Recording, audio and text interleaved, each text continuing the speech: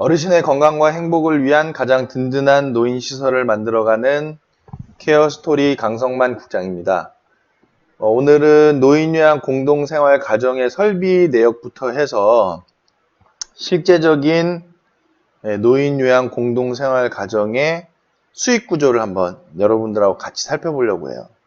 그럼 거의 노인요양 공동생활 가정 창업을 하시는 데 있어서의 수익 구조와 또 연면적에 대한 모든 그런 부분들이 다 나타날 수 있는 영상이 될 것이다 라고 생각을 합니다. 그래서 여러분들하고 조금 오랜 시간이라 하더라도 편안하게 대화를 나눠야 될 것 같고요. 제가 안내를 해드리는 부분은 지금 운영되고 있는 노인요양 공동생활 가정들의 일반적인 운영 수준이다 라고 보시면 될 것 같습니다. 그래서 이 영상을 보시게 되면 노인요양 공동생활 가정을 창업하는 데 있어서의 어떤 어려운 점, 또 고려해야 할 점, 그리고 수익은 어떻게 발생한다, 뭐 그런 부분들을 총체적으로 아실 수 있는 영상이 될 것 같습니다. 자, 직접 본론으로 들어가가지고 지금 노인요양 공동생활 가정의 이제 설비 내역부터 우리가 하나씩 맞춰가 볼 건데요. 지금 어떤 내용들을 밑에 지금 다 제가 수정을 해놓은 상태는 아닙니다. 왜냐면 지금 같이 한번 만들어 가보려고 하는 거니까 보시면 되겠고, 카페를 가입하시는 분들께서는 이 파일을 제가 제공을 해드릴 예정이니까요. 카페에 가입하셔서 이 파일을 가지고서 직접 한번 내가 생각하는 노인요양 공동생활 가정의 수익 구조를 한번 만들어 보셔도 좋을 것 같다는 생각이 듭니다. 무료로 제공해드리는 파일인 만큼 여러분들이 좀 소중하게 또 고마운 마음으로 또 이렇게 사용을 해주셨으면 좋겠고, 저희도 어쨌든 인건비라든지 또 수익을 창출해야 되는 회사다 보니까, 업체다 보니까 저희도 또 수익 무조건 다 무료로 오픈할 수는 없는 거거든요. 그렇지만은 이런 노인요양 공동생활 가정은 저희가 일단은 소규모 노인요양 시설에 대한 부분을 지향점으로 잡고 있고, 그리고 소규모 노인요양 시설이 더 활성화가 돼서 더 소규모 요양 시설의 운영 수준이 더 끌어올려져 가는 것을 우리가 목적으로 하고 있기 때문에 이런 자료들을 오픈할 수 있는 것으로 여러분들이 알아주셨으면 좋겠습니다. 자, 그럼 본론으로 들어가서 일단은 노인요양 공동생활 가정은 고정 정원을 9명으로 잡고 가야 됩니다. 왜냐면은 8명이나 7명의 어르신으로 정원을 잡았을 때에는 수익이 거의 될 수가 없어요. 그냥 자기 인건비 200만 원 수준도 못 되는 수준의 인건비를 가져가야 한다든지, 또는 거의 잘못 입소자가 정원을 다 충족하지 못할 때에는 자기 인건비조차도 못 갖고 가는 상황이 될 수 있기 때문에, 그렇기 때문에 고정 정원을 9명으로 될 수 있으면 잡고 가야 된다라는 부분입니다. 그래서 전체 연면적은 우리가 지금 이 내용들을 하나씩 잡아가면서 이제 이 전체 면적을 우리가 해야 되는데, 일단은 9명 시설에 대한 부분은 20.5제곱미터 곱하기 9명씩 해서 나누기 3.3을 하게 되면 55.9평형이거든요. 그렇기 때문에 56평형의 내용을 갖추면 되겠다라는 거죠. 근데 실질적으로 56평 가지고 노인요양 공동생활 가정을 운영할 수는 없습니다. 왜냐하면 56평형에서 어르신 9분과 종사자 6명이 생활한다는 게 실질적으로 어르신들의 그 생활의 수준에 있어서의 좋은 환경이 못 된다라는 거죠. 근데 이제 노인복지법을 제정하고 만드는 사람들의 그 수준이, 소규모 시설을 바라보는 그 시각이 굉장히 편협하고, 그리고 소규모 시설에 대한 그 노하우가 전혀 없는 사람들이 지금 법을 제정하고 있기 때문에 20.5제곱미터로 나와 있는 거다라는 거죠. 그러나 실제적으로 우리가 그 노인요양 공동생활 가정을 운영하기 위해서는 20.5제곱미터를 넘어서야 하는 수준이 됩니다. 근데 지금 법이 그렇게 안 돼 있다는 거 굉장히 큰 문제죠. 엄청나게 큰 문제입니다.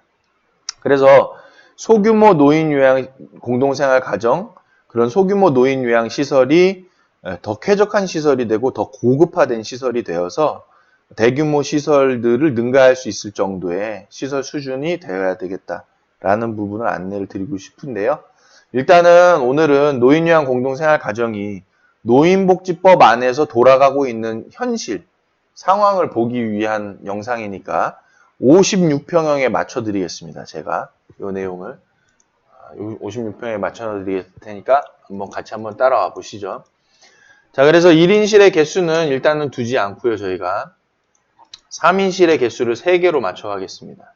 3개로 맞춰서 3인실이기 때문에 2.2평당 2평당 즉 6.6제곱미터당 1인의 침실 면적을 갖고 있으니까 여기에다 각각 2평형을 집어넣어 주면 되겠죠.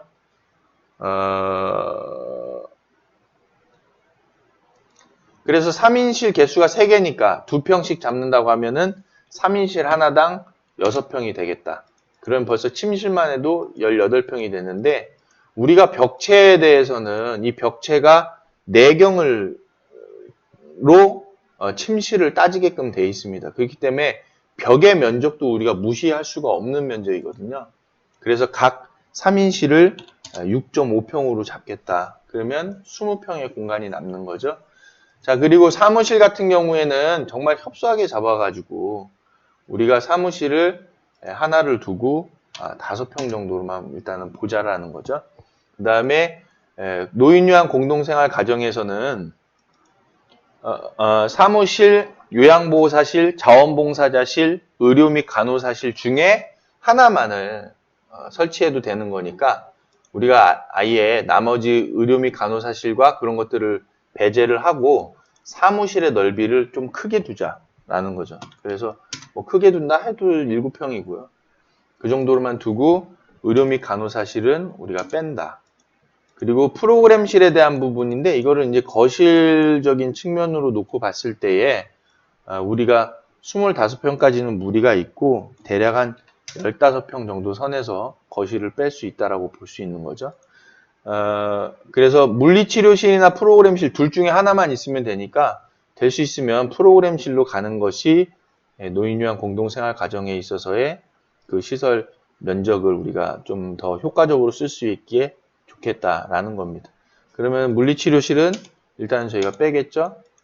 그 다음 상담실 및 면회실을 두기에는 힘든 상황이고요. 그리고 화장실이 아마도 2개 정도, 남녀 2개 정도 설치가 될 것 같고 각각 약 2.5평씩으로 계산을 할 수 있겠습니다. 그 다음에 우리가 그 화장실과 세명장 및 목욕실, 세탁장 및 세탁물 건조장이 하나로 되어 있으니까 그 부분을 하나로 가고 그리고 비상재해 대비 시설이 있어야 되니까 이 부분을 4평을 좀 더 둘 수 있겠죠.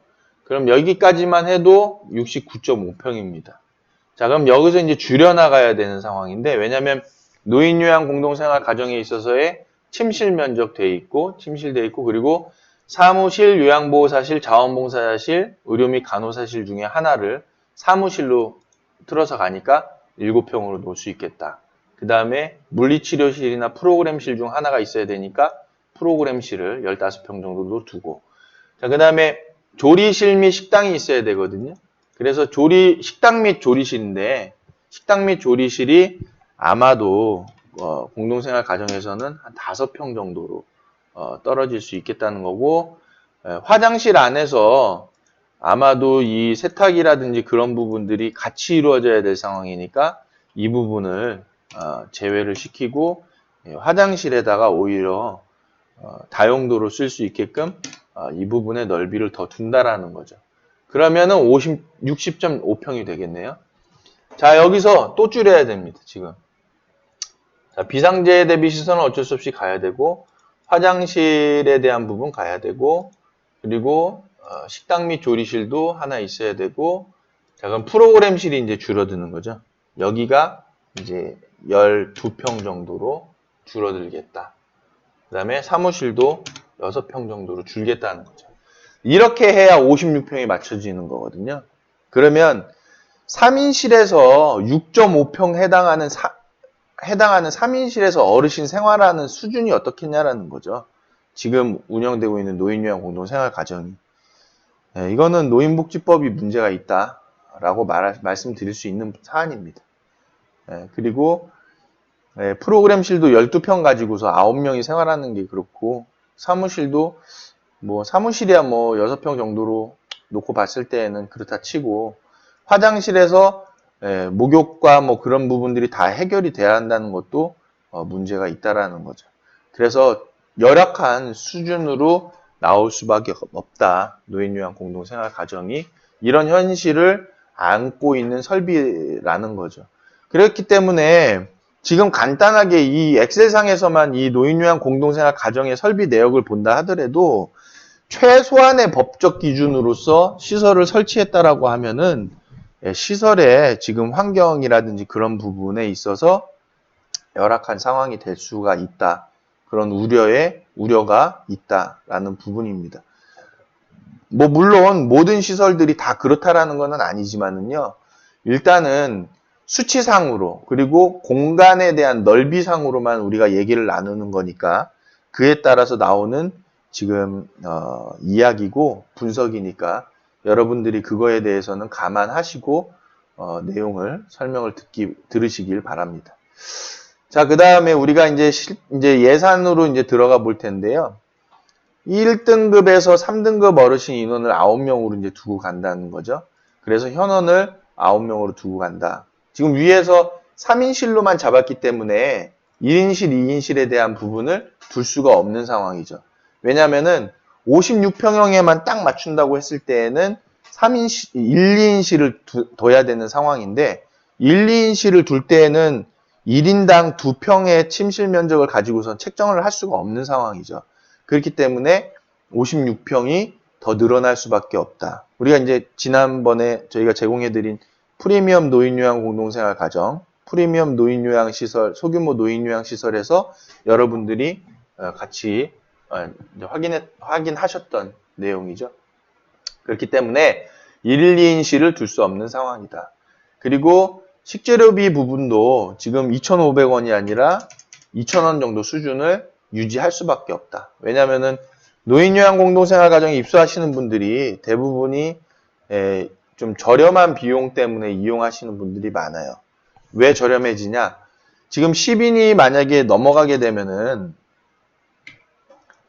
자, 10인이, 현원이 만약에 10인이 되는 시설이다. 그러면 노인요양 시설이기 되기 때문에, 일일 수가가, 일일 입소 비용이 올라가죠. 법정 일일 비용이. 그래서 이 금액의 20%를 산정을 해서 30일로 계산이 되니까 비용 차이가 난다라는 거죠. 근데 9인이 됐을 때에는 현원이 그럴 때는 이게 떨어지니까 일일당 입소 비용이 그러니까 저렴한 비용 때문에 노인요양 공동생활 가정을 이용하시는 분들이 있을 수 있다라는 거죠. 그리고 상급 침실 이용료는 저희가 발생시킬 수도 없고 임용비도 공동생활 가정 같은 경우에는 자원봉사자로 그냥 대체하는 수준이 될 것이다 라는 부분입니다. 근데 제가 여기 자료를 보다 보니까 지금 직원유계실이 잡혀 있네요. 그래서 직원유계실은 실제 필요가 없죠. 그래서 평수가 없으니까 52평이 되니까 조금 시설을 더 줄 수 있겠네요. 여기 프로그램실에 14평 정도 그리고 14평이면 한 평 정도 남죠. 그럼 꼭 필요한 침실의 면적을 조금 더 늘려준다. 그러면 딱 56평이 되겠네요. 요 정도 수준이 되겠다는 거죠. 자, 이어서 밑에서 다시 밑으로 이어져서 이 부분에 대한 부분은 저희가 체킹할 필요는 아니고 급식비가 그래서 하루에 7,000원 정도가 소요가 되겠다. 간식비 2,000원, 식재료비 2,000원, 간식비 1,000원 정도 수준이고 1인 상급 침실 이용료나 2인 상급 침실 이용료는 발생하지 않겠다라는 거죠. 자, 그러면 한 달에 3에서 5등급 어르신의 본인 부담 금액이 52만 원 정도 발생한다. 2등급은 3에서 5등급은 52만 원 정도, 2등급은 54만 원 정도, 1등급은 57만 원 정도 발생한다는 거죠. 이런 수준이 되겠다. 그러면 57만 원 정도를 납입하고 시설 이용하는데 뭐 1인실이나 지금 2인실이나 가격이 똑같기 때문에 그냥 일반 시설이죠. 지금 3인실에 대한 부분이죠. 그래서 실제로는 이게 1인실이 아니라 그냥 30일 계셨을 때 1등급 어르신의 총액이다. 그래서 200만 원 정도 되는 거죠. 1등급이 다 해서. 그리고 2등급이 189만 원, 190만 원 정도고 3에서 5등급 어르신의 월별 총 금액이 170만 원 정도 발생한다라는 겁니다. 물론 이제 이 금액에는 그 요양보호사나 또 간호사를 배치했을 때의 가상금액은 빠져 있는 내용이죠. 그래서 그 가상금에 대한 설정은 밑에서 다시 할 것이다 라는 겁니다. 자, 그리고 월 난방비가 한 56평형이기 때문에 월에 한 35만 원 수준 정도로 잡으면 이 난방비는 전체 12개월을 다 잡은 게 아니고 1년으로 따졌을 때 약 9개월 정도 수준을 잡은 내용입니다. 그 다음에 대출금도 물론 있겠죠. 그래서 대출금은 한 1억 정도 선으로 일시 100, 1000만, 10만, 100만, 1000만, 억 정도로 잡으면 이자를 5%라고 쳤을 때 월 이자 지불금이 41만 6천 원 정도 발생하겠다라는 겁니다. 자, 그 다음에 직접 인건비 비율이 64.7%인데요. 공동생활 가정이 이제 2019년 기준인데 제가 이제 수치를 잠깐 바꿨는데 직접 인건비라 하면 사회복지사, 요양보호사, 물리치료사, 간호조무사에 대한 이야기라서 그 사람들의 인건비가 공단부담금, 본인부담금을 합한 금액, 그리고 가산금을 합한 금액 대비해서 퇴직금까지 다 포함해가지고 그 사람들의 인건비가 어느 정도의 비중을 차지하는가 그건데 법적으로 지금 2019년도에 64.7%를 갖고 있기 때문에 이 수준을 넘어서야 한다. 그래서 지금 이제 요 수치가 잡혀 있는데 밑에서 이제 바꿔줄 겁니다. 요 내용들도 바꿔주면은 이제 바뀐다라는 걸 한번 보시면 되겠죠. 자, 그 다음에 월 임차료를 우리가 130만 원 정도, 20, 100, 1000만, 10만, 100만. 자, 130만 원 정도로 잡아놓고 얘기를 한번 해보자 라는 거죠. 자, 그럼 밑에서 이제 인력들을 한번 조정을 해 보겠습니다. 자, 시설의 장은 무조건 한 명 있어야 되니까 인원수 한 명을 하고 급여는 일시 100, 1000만, 10만, 100만 원, 200만 원 정도 수준으로 놓자. 사무국장은 저희가 없어도 되겠죠. 그래서 사무국장은 없고 그 다음 사회복지사도 지금 없어도 되겠죠. 그 다음에 우리가 촉탁의사로 안 하고 협력병원으로 간다는 사실. 그 다음에 간호조무사는 한 명이 있어야 되겠죠. 그래서 간호조무사는 우리가 일시 100, 1000만, 10만, 100만, 190만 원 수준의 급여를 유지해보자. 그 다음 물리치료사는 간호조무사로 대치를 하고, 자, 요양보호사 선생님이 3명당 1명이기 때문에 여기에 이제 3명을 배치하는 거고, 급여 수준을 일시 100, 1000만, 10만, 100만, 190만 원 수준으로 우리가 맞춰보자는 겁니다. 자, 근데 현실적으로 이게 불가능한 얘기죠. 불가능한데 지금 우린 해내고 있어요. 요양보호사 선생님 3분이 365일 24시간씩 365일을 노인요양 공동생활 가정을 지금 가정에서 어르신을 돌보고 있다라는 겁니다. 정부가 이거 어떻게 참 욱하는데요, 지금. 이건 말도 안 되는 얘기죠. 3명이서 어르신 9분을 24시간씩 365일 관리해라. 본인들이 이 일을 안 하기 때문에 이렇게 막 만드는 거죠. 본인들은 그냥 시원한 에어컨 맞으면서 책상 앞에서 요양보호사 선생님들에 대한 정책 페이퍼로 그냥 써서 제끼니까 여기 3대1이 되든 몇 대 몇이 되든 큰 관계 없는 거잖아요. 이거 이런 식으로 하면 안 되겠죠. 바꿔야죠. 노인요양 공동생활 가정의 운영 수준을 끌어올려줘야 되는데 3대1이 뭡니까? 심각하게 말씀드릴 수밖에 없는 내용이에요. 이거는 여러분들이 어필을 해야 된다. 노인요양 공동생활 가정의 수준 높은 운영을 위해서는 3대1이 아니라 지금 거의 1대1 케어가 돼야 되는 수준이에요. 그래서 24시간을 어르신들을 보호해야 되기 때문에 기본적으로 동일 시간대에 3명은 근무를 하고 있어야 되는 상황입니다. 이해되시죠? 그리고 그 3명의 요양보호사 동일 시간대에 근무를 해야 되는 것뿐만 아니라 면적에 대한 부분도 넓어져야 되는 거 훨씬 더. 그래서 소규모 시설이 고급화돼서 운영이 될 수 있게끔 해야지 지금 아주 열악하게 만들어 놓는 거거든요. 이 법을 끌고 가고 있는 것도 참 안 맞는 얘기고, 소규모 노인요양시설, 소규모 노인요양 공동생활 가정은 반드시 운영돼야 되는 시설이거든요. 이 시설을 없앨 수는 없는 내용이에요. 그렇기 때문에 차라리 소규모 시설에 대한 서비스 수준을 올려야 된다. 올리기 위해서는 당연히 그 배치하는 요양보호사의 수가 늘어나야 되는 거거든요. 근데 3대1이 뭡니까? 그러면 자 3대1로 근무한다고 하면 자 한 명은 쉬는 날이에요.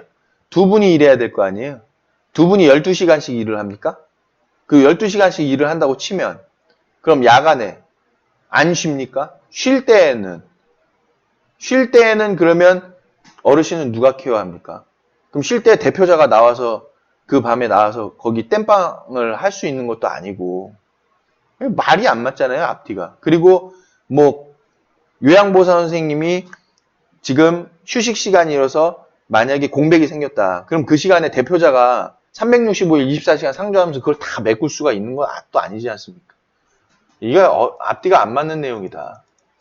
전 국민이 다 아는 내용이고 노인요양 공동생활 가정 운영하시는 분들이 다 아는 내용인데 지금 바뀌지 않고 있는 거는 법을 관리하고 있는 정부의 문제가 크다라는 겁니다. 이 내용을 결단코 노인요양 공동생활 가정 운영하시는 분들에게 책임을 전가해서는 안 됩니다. 그렇기 때문에 이거는 법을 만들고 관리하는 사람이 문제가 있다. 문제의 소지가 크다라는 부분으로 판단해서 말씀드릴 수 있는 분명한 내용입니다. 왜냐? 지금 시설에서는 정해진 수가 안에서 요양보호사를 배치해서 운영할 수밖에 없고 그렇기 때문에 법적인 기준에 따라서 가는 거거든요. 근데 법적인 기준 자체를 이렇게 만들어놨기 때문에 그 만들어놓은 법적 체계를 가지고서 운영을 하니까 당연히 누구 책임입니까? 관리자의 책임 아니겠습니까?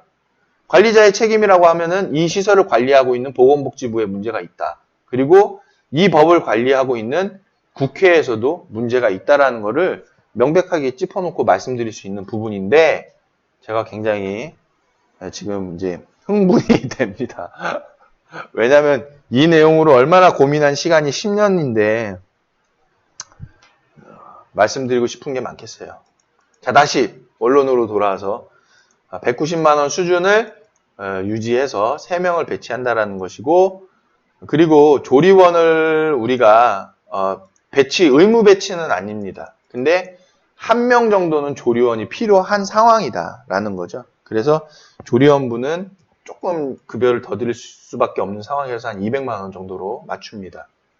더불어서 우리가 요양보호사도 어르신이 9분이 다 찼다라고 가정을 한다고 하면은 요양보호사 선생님도 4분을 채용할 수 있는 상황이 됩니다. 왜냐하면은 밑에서 우리가 가산에 대한 부분이 있기 때문에 그 부분을 우리가 활용하기 위해서는 4명을 배치할 수도 있겠다. 그런데 일단은 기본적으로 우리가 3분만 두고서 간다라고 상황을 가정해 봅시다. 그리고 조리원 선생님도 지금 의무 배치 사항이 아니거든요. 그렇기 때문에 조리원 선생님도 우리가 빼보겠습니다. 지금. 그럼 이제 말도 안 되는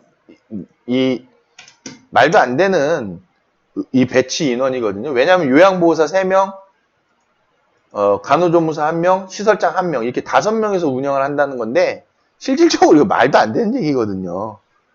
이렇게 운영이 될 수도 없고 그러나 시설에서는 지금 이 상황으로 운영을 하고 있다는 게 신기한 거죠. 대단한 거죠. 자, 어쨌든 기본적인 포맷을 보려고 하는 거니까 시설장 1명, 간호조무사 1명, 요양보호사 3분으로 맞춰놓고 가보겠습니다. 자, 그랬을 때에 뭐 이런 내용들은 다 세팅을 해놓은 거니까 저희가 굳이 만질 내용들은 아니고요. 이제 우리가 조절을 해야 될 부분은 이제 일자리 안정자금 수입에 대한 거. 그래서 뭐 13만 원씩 해서 지급이 되고 있다는 거는 이제 뭐 법적으로 정해져 있는 거니까 수입에 넣어주고, 그리고 공단부담금 수입이나 이런 것들은 다 잡혀 있는 내용인데, 이제 이 부분이 좀 바뀌겠죠. 그래서 위에서 지금 시설장 1명, 간호조무사 1명, 요양보호사 3명으로만 세팅해 놨기 때문에 가산이 지금 발생을 하지 않습니다. 그래서 우리가 이 내용은 점수가 발생을 하지 않는 걸로 세팅을 두고 가봅니다. 자, 이렇게 했을 때 우리가 이제 세출이 문제가 되겠죠. 왜냐면 세입은 뻔한 거거든요. 1억 9,900만 원 정도로 뻔합니다. 왜냐면 지금 위에서 보셨을 때에 위로 올라가서 지금 어르신은 3에서 5등급 9분으로 맞춰놓은 거거든요. 그렇기 때문에 세입에 대한 부분은 이분들의 하루 그 수가를 통해 가지고 곱하기 9명 곱하기 365일이기 때문에 뭐 세입은 그냥 뭐 나오는 금액은 뻔하다라는 부분이죠. 자, 문제는 이제 세출을 어떻게 잡아갈 것인가인데, 급여는 뭐 다 정해진 거니까 우리가 손댈 부분은 아니고요. 급여는 뭐 시설장 급여도 200만 원으로밖에 안 잡아놨으니까. 자, 그 다음에 이제 일용 작금 같은 부분들, 지금 반기별 해서 한 명씩 6개월에 한 명씩 연 2회 정도 발생한다. 이런 부분은 뭐 돈이 들어갈 만한 수준의 내용이죠. 퇴직금이야 뭐 정해진 거고, 그 다음에 발생하는 건강보험료나 이런 부분이야 뭐 다 동일한 거죠.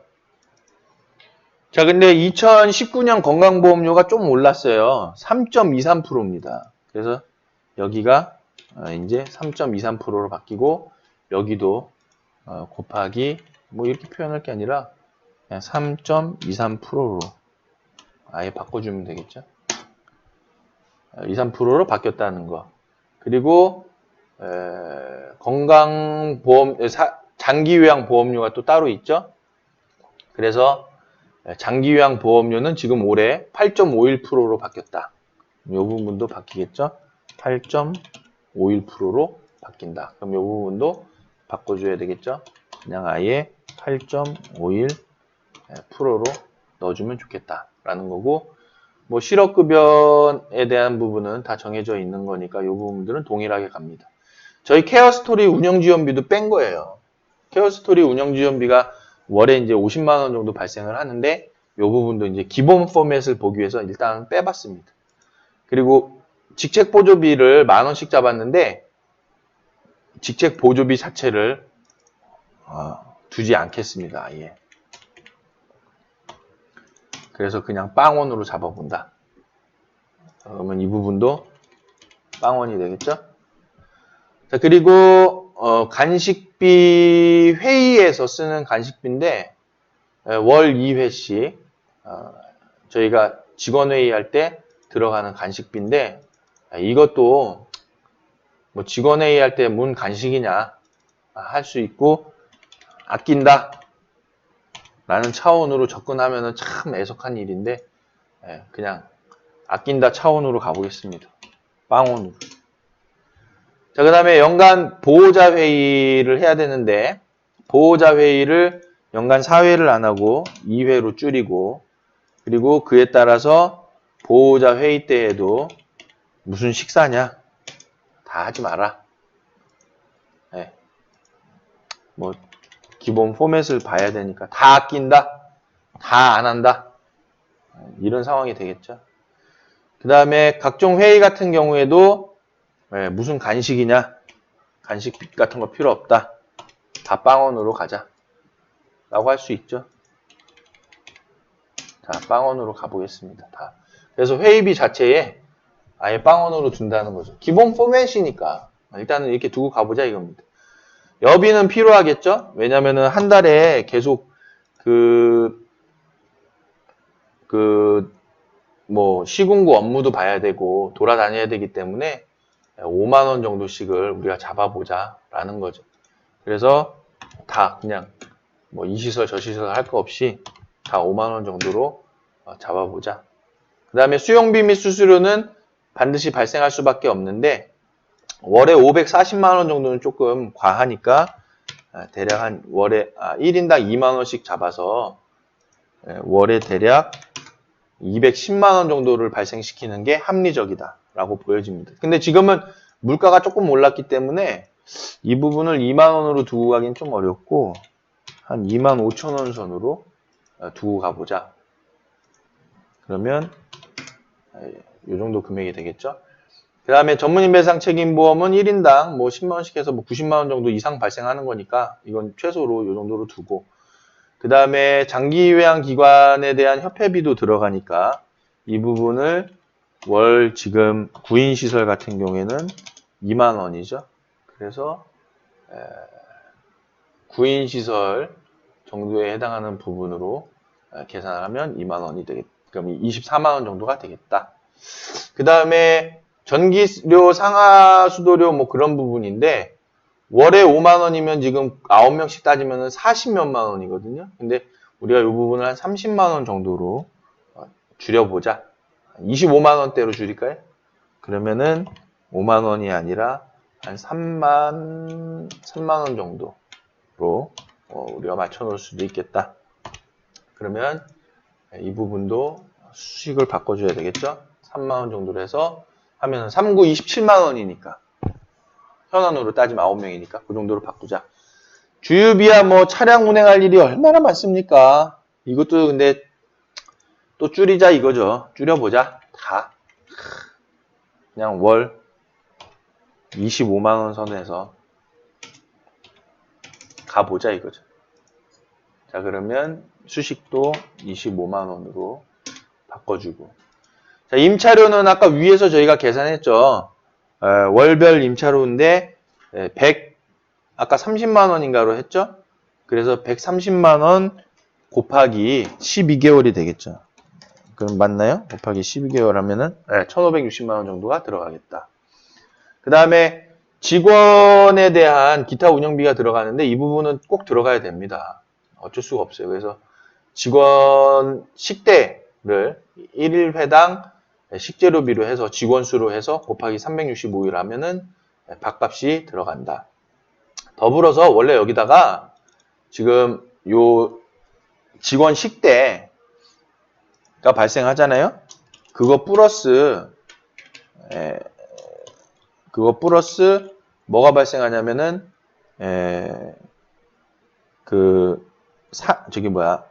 포상금 같은 거. 포상금이 발생하는데 이런 부분을 평가해서 정의를 하고 있으니까 1년에 대략 한 20만 원 정도 발생할 수 있겠다. 그 다음에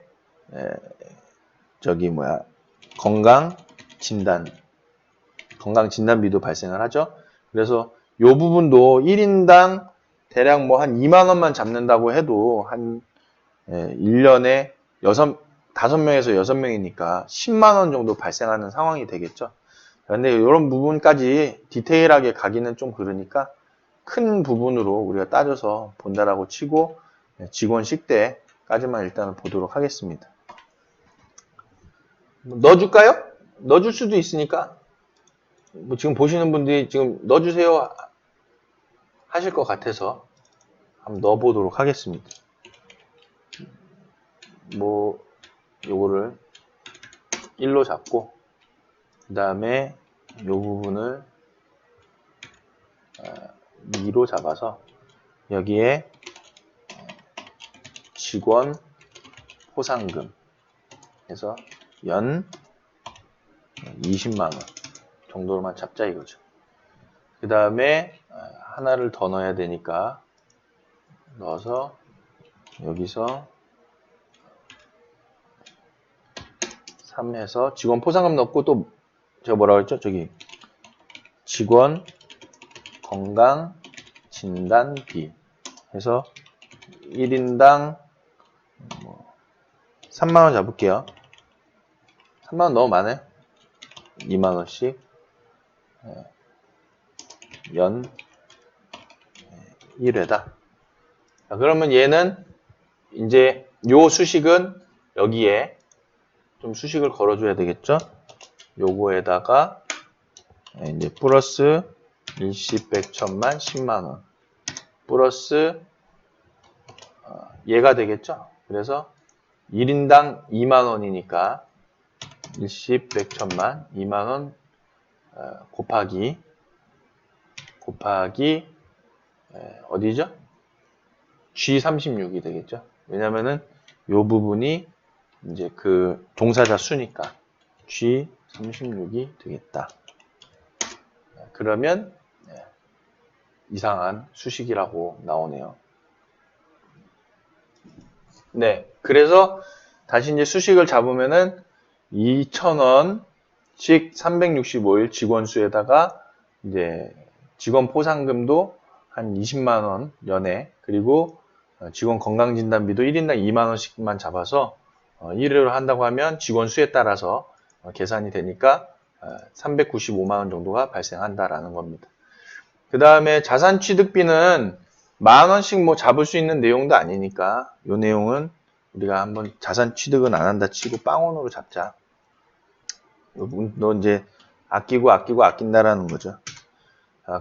그렇게 되면은 빵원이고, 시설 장비 유지비는 이제 시설에 있는 뭐 건축이나 뭐 건축 설비, 공구, 기구 그런 것들을 수선하는 거니까 월에 이거는 그래도 뭐 돈이 나가야 되는 상황이잖아요. 어쩔 수 없이. 그래서 월 우리가 한 10만 원도 솔직히 많기는 한데 10만 원만 잡았죠. 10만 원 곱하기 12개월이 되겠다. 그러면은 이런 내용이 되겠죠. 10만 원씩 12개월. 그다음에 식재료비랑 간식비는 100% 소진되는 거니까 두고, 그다음에 어르신 기저귀 그런 부분들은 저희가 평균적으로 한 3만 원 정도 잡으면 되겠다. 그러면 한 달에 27만 원 되는 거죠. 3만 원 잡으니까 39, 27이니까 27만 원 정도로 잡아서 계산하면 되겠다. 그럼 이 부분도 3만 원으로 바꿔주면 되겠죠. 의료비는 뭐 어르신 시료, 약 시료 그런 거라든지 당뇨 시료 그런 것들을 구매하는 거니까 우리가 1인당 10,000원만 잡아놓고 가도 되겠다. 그리고 특별급식은 뭐 월 1회 하나 제공했는데 월 1회도 어려우니까 분기별로 한 번만 해서 1회만 제공해 드리자. 그럼 이제 24개월이 아니라 4회가 되겠죠. 1년에 4회. 왜냐면 분기에 한 번이니까. 그럼 여기도 12개월로 바꾸는 게 아니라 4회 정도로 바꾸겠다. 난방비는 8개월로만 잡은 거죠. 지금 위에서 그 세팅한 난방비로 8개월만 잡는다. 프로그램 재료비도 월 지금 5만 원이 아니라 최소화시킨다라는 거죠. 최소화시키면 1인당 10,000원 선에서 가본다. 그러면 10,000원이라고 하면은 이 부분이 10,000원으로 되겠죠. 그러면 1년에 108만 원 정도 발생한다는 거고, 시설자 전출금은 위에서 수익으로 처리를 할 거니까 이 부분 따로 계산하기로 하고, 월 이자 지불금은 위에서 1억 정도로 우리가 그 대출을 잡아놨으니까 500만 원 정도 발생하고, 잡지출은 매월 지금 50만 원을 잡았는데 매월 50만 원까지 잡기 힘드니까 잡지출에서 20만 원만 설정을 해두자. 그러면 이 부분도 이제 20만 원이 되겠죠. 그래서 임용비는 지금 빵원이고 이 부분이 되겠다. 예비비는 우리가 아예 계산을 하지 않을게요. 왜냐하면 예비비 자체가 어차피 그 운영자의 수익으로 들어가니까 굳이 예비비는 잡을 필요가 없겠다 라는 걸로 해서 우리가 빵원으로 설정을 해둔다는 거죠. 자, 그럼 이제 세출은 얘기가 다 끝났습니다. 자, 세출을 이렇게 잡았음에도 불구하고 수익이 나는 거는 결국에는 130만 원 정도 수익이 난다는 거죠. 지금 세입과 세출에 있어서 적자가 지금 나오는 상황인데 이 부분을 뭘로 상쇄를 시켰냐면은 지금 이 연간 총수익에 결국에는 그 본인의 인건비가 들어가는 거거든요. 본인의 인건비가 들어가기 때문에 그 인건비에서 지금 적자된 부분을 지금 빼줬다라는 거예요. 그렇기 때문에 월 임차료를 130만 원씩 내고 이자를 40만 원씩 지불하면서 시설을 어르신이 3등급만 계실 때에는 이비용 수준이 발생할 수 있다라는 거죠. 자, 그럼 이런 세출 구조 상황에서 만약에 어르신이 3등급자가 아니라 2등급자 5명과 3등급자 4명으로 인원 구성이 된다고 했을 때에는 수익이 발생하는 거죠. 월에 200만 원 정도 수익이 발생합니다. 그러면 이 수익은 자기의 급여까지도 다 들어가 있는 것이냐? 그리고 밑에서 수식을 계산한 걸 보면 아시겠죠. 네, 지금 보시다시피 시설장 급여가 2,400만 원이 포함이 되어 있는 거거든요. 그래서 자기 인건비를 지금 여기에다가 포함시켜 드린 거예요. 그래서 2,400만 원이 남는 수준이다. 자기 인건비를 포함해가지고. 네. 2등급자로 5분이 더 발생한다 하더라도 등급 변경이 있다 하더라도 수익에 있어서는 큰 수익이 발생하지 않는다는 거죠. 그럼 여기서 수익이 조정이 되려면 첫째로는 이자 지불금이 떨어져야 됩니다. 결국엔 대출금이 없어야 된다. 왜냐하면 지금 이 인원이 현실적인 공동생활 가정의 어르신들 등급 수준이라는 거죠. 자, 그래서 최대한으로 수익이 더 늘어나기 위해서는 1등급 구성으로 가야 된다. 자, 1등급 어르신 5분, 그 다음에 2등급 4분, 3등급이 만약에 없다라고 가정을 하고, 그 다음에 여기 보시는 대로 대출 이자도 없다라고 했을 때에는 본인 급여를 포함해서 360만 원 정도 수준이 남는다라는 거죠. 자, 여기서 만약에 4건물 가지고 한다까지 가면은 490만 원까지도 갈 수 있는데 문제는 지금 이 직접 인건비 비율이 적용이 돼 있지 않다라는 겁니다. 그래서 이 직접 인건비 비율을 우리가 맞춰줘야 되는 상황이 된다. 자, 그래서 지금 490만 원, 500만 원 정도 남는 상황인데 이 남는 것도 아니죠. 왜냐하면 임대료가 만약에 나간다고 하면 이 부분 임대료까지도 지금 뺐으니까. 자, 그런데 어쨌든 임대료 안 나간다고 치고 500만 원 남는 수준인데 직접 인건비가 64.7%이기 때문에 이 부분을 우리가 맞춰줘야 되겠다. 자, 그러면 한번 맞춰보겠습니다. 맞추기 위해서는 첫째로는 직접 인건비이기 때문에 말씀드렸던 요양보호사, 간호조무사, 물리치료사, 사회복지사 중에 한 분이 돼야 한다. 자, 그러면 여기를 4명을 채용하게 되는 거죠. 요양보호사를. 자, 그 다음에 요양보호사가 4명이 되면 수입에 있어서도 우리가 가산점수 1점을 받을 수 있다. 왜냐면 요양보호사를 1명을 배치할 때마다 1점의 가산점수를 받기 때문이죠. 자, 그러면 이 부분으로 이렇게 세팅이 되면은 자, 수익은 420만 원대로 떨어지고 직접 인건비 비율은 64.7%를 상쇄해주는, 넘어주는 수준이 된다라는 것이죠. 자, 여기서 만약에 1등급 어르신이 5명이 아니라 2명이었고 2등급이 4분이고 나머지 어르신이 3분이다. 이게 현실적인 노인요양 공동생활 가정의 지금 입소자 수준이죠. 상황이죠. 그러면 결국에는 월 수익은 300만 원, 330만 원 정도 발생한다. 자, 근데 여기서 우리가 만약에 임차료가 130만 원 정도가 발생한다고 하면은 200만 원 정도 남는 수준이 될 것이다. 여기서 대출금까지 만약에 일시 100, 1000만, 10만, 100만, 1000만, 억이 있다. 그러면 160만 원 정도 남는 상황이 벌어지는 것이죠. 자, 그럼 이때에는 또 1등급 어르신이 떨어졌으니까 우리가 지금 보시면은 직접 인건비 비율이 상당히 높죠. 그렇기 때문에 여기서 이제 요양보호사 1명을 채용을 뺄 수밖에 없는 상황이 된다. 4명이 아니라 3명이 되고 그리고 아까 발생시켰던 가산점수도 발생을 안 한다. 그럼 이 수입이 또 빠지겠죠? 빠지면은 결국에는 수익이 이제 240만 원대로 올라가는데 문제는 이 상황에서 지금 보시면은 인건비 비율이 58.7%이기 때문에 요 맞출 수가 없죠. 그럼 결론적으로는 밑에서 보시는 요양보호사 선생님이 4명으로 갈 수밖에 없는 상황이다라는 거죠. 왜냐하면 인건비 비율이 안 맞춰졌기 때문에. 4명이 맞춰져야 인건비 비율이 올라간다. 그러면 요양보호사 선생님 한 분을 채용하게 되면은 결국엔 여기 1점이 발생하는 것이고, 그래서 저 수익 금액이 발생해서 위에서 보시면은 오히려 비용이 떨어지는 상황이 벌어지겠죠. 왜냐하면 요양보호사 한 명을 더 채용하게 되니까. 결론적으로는 이 내용은 뭐냐?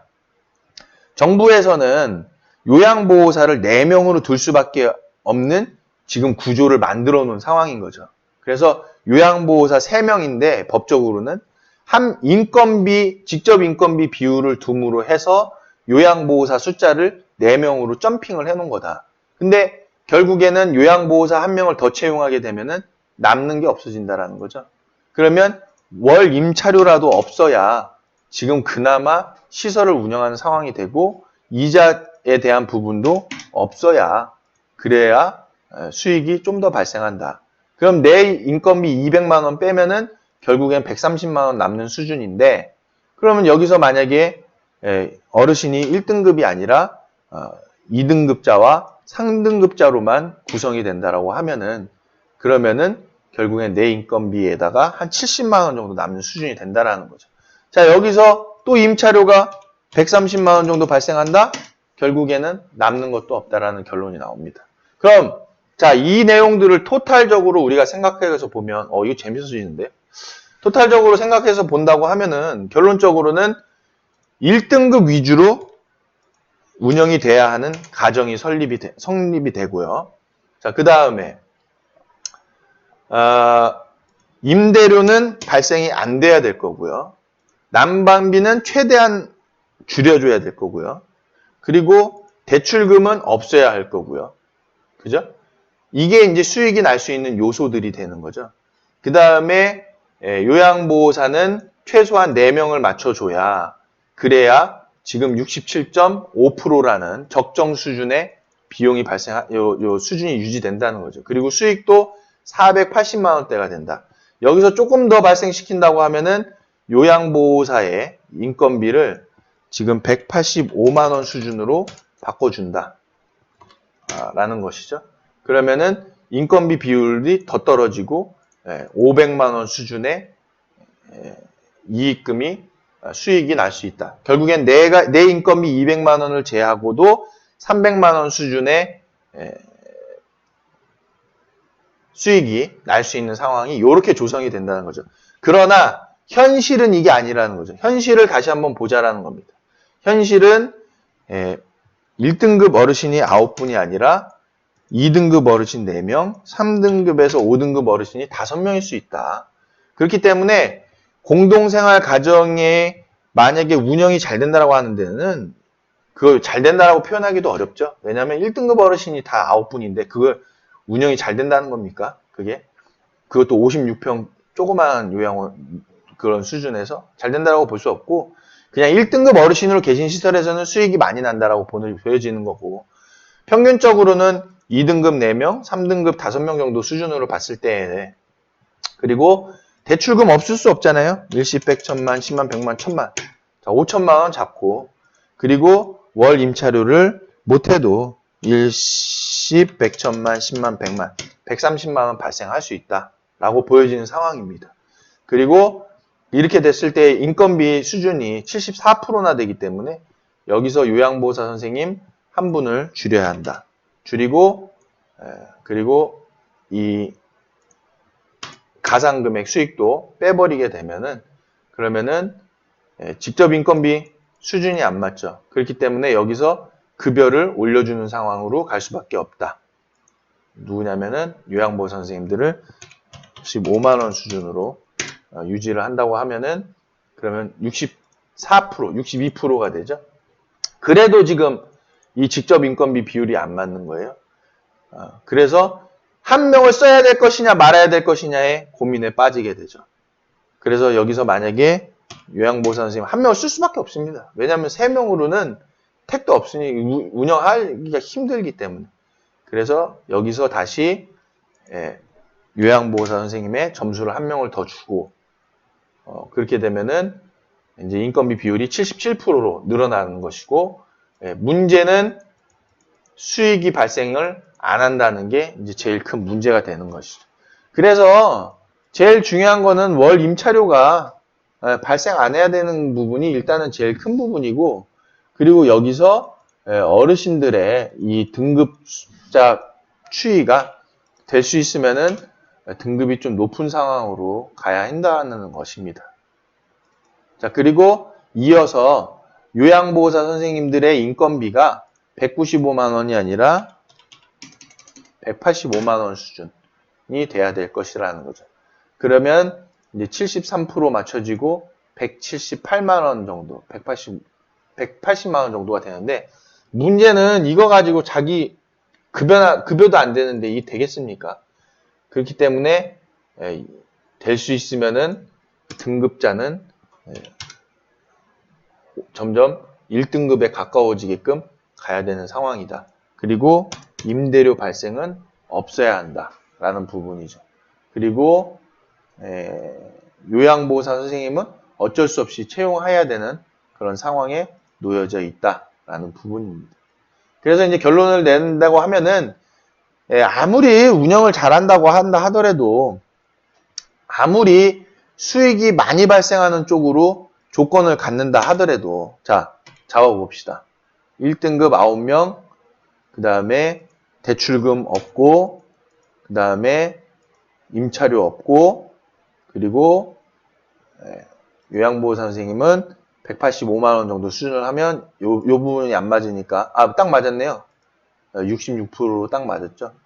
자, 이런 구조를 가졌을 때만 지금 500만 원 수준의 그 이익금이 남는다. 자기 급여 200만 원 포함해서 300만 원 정도 수준이 남는다라는 것이고, 여기서 일시 100, 1000만, 10만, 100만, 130만 원 빠지고, 또 이자가 일시 100, 1000만, 10만, 100만, 1000만 원 빠지고 하면은 자기 인건비 200만 원에다가 150만 원 정도 남는 수준이다. 자, 근데 여기서 등급자가 또 1등급에서 다시 2등급으로만 돼 있고 한다고 하면은, 그러면은 자기 월급 정도 남는 수준이 된다라는 결론이 나는 것이죠. 자, 어쨌든 마무리하겠습니다. 자, 이 내용 이제 설명을 드려서 여러분들도 아시겠죠? 저희가 카페에다가 이 파일을 올려드릴 테니까 여러분들이 이제 이 내용을 다운받으셔가지고 직접 한번 설계를 해보시면 좋겠고, 자, 설계를 하시면서 궁금하신 내용들은 카페에다 댓글을 남겨주세요. 저희가 그 시설을 창업하시는 창업회원에 대해서는 무료로 가입하실 수 있게끔 지금 오픈을 해놨고, 그 카페에서 여러 가지 정보들을 공유하실 수 있게끔 다 장을 마련해 놨으니까, 여러분들이 적극적으로 필요로 하신 정보를 말씀을 해주시면 저희는 그에 따라서 최대한 제공해 드리려고 하고 있으니까요. 노인요양 공동생활 가정의 운영 수준이 지금 이 정도다라는 부분으로 현실을 아시고, 한번 여러분들도 창업을 하시기 전에 수익에 대한 분석을 나름대로 해보시기를 안내 드리겠습니다.